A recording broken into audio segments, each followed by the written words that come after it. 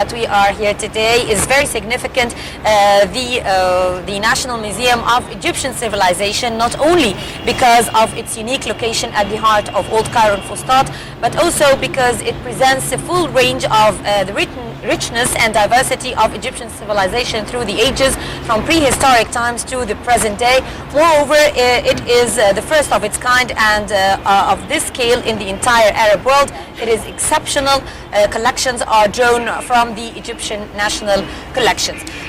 What's also more unique about this museum is that it has an educational aspect. The educational role of this museum is identified as the core of the museum's worldwide services to the public, and there are curators here in the museum whose job is basically to collaborate with the Ministry of Education to bring young students, to bring young children and university students to the museum for them to know more about the history of their country.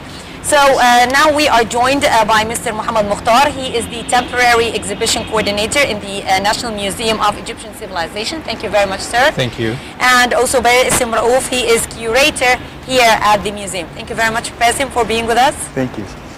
Thank you for joining us. And at the beginning, I'd like to ask you, Mohamed, a little bit about the concept of the temporary exhibition. If you can tell us a little bit about that. What does it mean, a temporary exhibition? Well, when we think about the exhibition in the National Museum of Egyptian Civilization, we think about to have a gallery is specialized for the temporary exhibition, because the temporary exhibitions now is the place that the audience, Egyptian audience, and also the foreign audience can see new pieces and new also themes each and every time, also moved from one theme to the other. So this is considered to be the place that they can also, it's an open window for the civilization. However, also that there is something that's very important, that for the first time in the Egyptian museums, that we have this gallery which is around 1,000 square meter. And this gallery will focus on the different themes, but we have also a different point of view for the temporary exhibition. We will not only exhibit the objects from Egypt, but we think also more to exhibit also and host different exhibitions from all over the world, like all the other big museums all around. Okay, Yeah. that's nice. Speaking of new ideas featured here in this museum, that your job basically is to coordinate with you're handling what's called museum education. Yes, correct. And you are coordinating with the Ministry of Education and other entities, such as the American Embassy, for example, in order to bring young visitors to the museum for them to know more about the history of their country. So tell me more about it.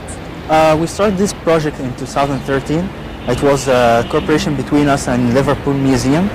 It was an idea for one of our colleagues, his name is Syed. We started to make classes for the children. So first of all, because as you know, it will be hard to bring kids here in the place because it's still under construction. So we decided to bring our kids, the kids for the staff who work in the museum and other colleagues in the other museums. They start to come in the museum. We start to give for them lessons about the history, about their heritage, how they can save it, how they can know more about it. Because in the schools, as you know, it's not very important, it's not very mentioned. Unfortunately, yes. Yeah. So we start to give them more knowledge about this information, and after that we stopped the project for 1 year. We started again in 2014. Also with our staff here, kids, and we are deciding in this summer we are going to the schools to bring them. It's called the summer school. We're gonna cooperate with the ministry to double check what you would like us to deliver for the kids. It will be more attractive for them to know their lessons, like to make workshop, to make all these things. It will be more than book, to read from book, to study from the book. Right, going back to you, Mohamed, I'd like to ask about the structure of the National Museum, the ultimate. How is it going to be divided into sections? Yes. What is the exact plan? Well, the project starts in this site that we are here today in 2004. And the planning, it was back to the 1980s. And it was an old plan first. And the old site for this museum was in beside the Opera House, Cairo Opera House. But this was back to the 1980s. But in the beginning of 2000, we decided to pick another location for the museum because the plan for the museum itself, we found it very difficult to be in the downtown beside the old the Cairo Opera House and have a museum for the people. So the traffic, a lot of problems if we build the museum in this site. So we have already an old building in this site beside the Cairo Opera House. But we also changed our mind to pick that a brilliant location. It's not far from the downtown. It's so close to the Citadel. It's only 20 minutes from the ring road to the Pyramids area.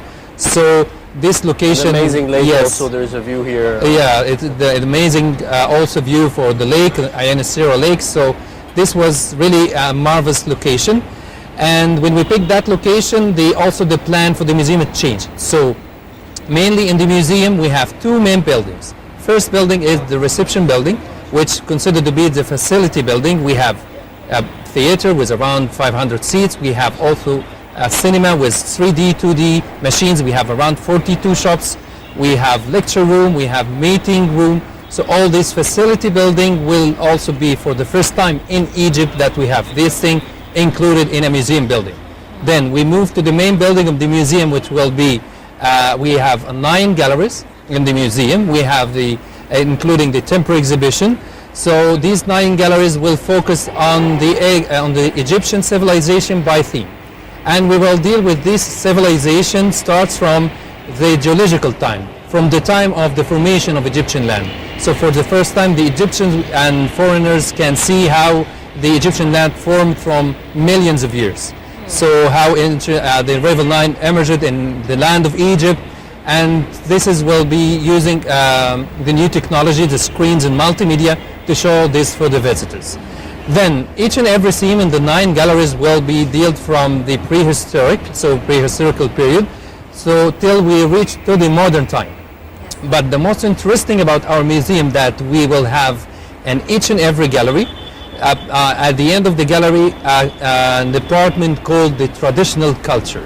The traditional culture is the place that we will link a lot of things Egyptians do during their life from the pharaonic period till nowadays. For example, we have the Nile gallery. So the people can see in this gallery how ancient Egyptian used different types of boats from Egypt, from pharaonic Egypt till now, and we still have some routes for these boats till now, especially in Upper Egypt and the villagers areas.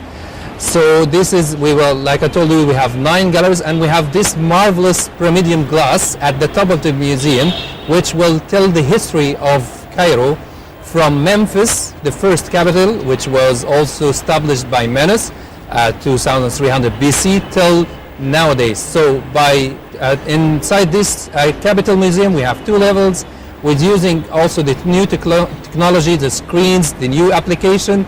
Visitors will also know a lot of information about different capitals in Egypt. Now that's amazing, actually. I can't wait for this place to Exactly. open. I mean, you made me so enthusiastic about it. Yes. But what's raising my concern here, because Yes. you're talking about new ideas in talking Yes. to the visitors how Egypt actually emerged Yes. as a place on the planet. Yes. All the geological, historical, Yes. cultural changes that the Yes. country has been through. That's and correct. this brings me to your role, Bassem, when it comes to coordinating with the Ministry of Education. Don't you think that we need to change the curriculum of the schools, what kids study, and perhaps introduce these topics in the curriculum and make it a project for them? When they come here to the museum, they would be assigned a project, and that would make them conduct some sort of research and understand and know more in a very fun, entertaining way. Enrich the It's not experience. just studying to pass an exam. It would be actually enriching their knowledge about their country. Of course, we already did thing like that. As I told you before, that we did it with our kids, with our staff kids. We brought them. We teach them about the land of Egypt, how it had been created, all of these things, and we give for them like a topic and ask them to prepare themselves to the next class. Each one bring this information. They start to search because they know that the one who give us a lot of information, he will have like a present at the end. So they start to collect this information. Yeah, but I don't want to be demonstrating the whole thing as a present at the end. I actually want them to be, this is part of their The curriculum. studying Yeah. process. And I don't want to see kids coming here from schools just running around the place, Yes. just coming as a trip for fun. No, I want this to be an educational process, a very important part of their learning The learning experience. study, yeah. This is what we are going to do this summer with the cooperation with the Ministry of Education. Miss Azza, the director of this department, and me, we're going to go to the schools, start to speak with the teachers there, what you would want us to deliver for the kids. Because our classes, it would be taking kids from 3 years old till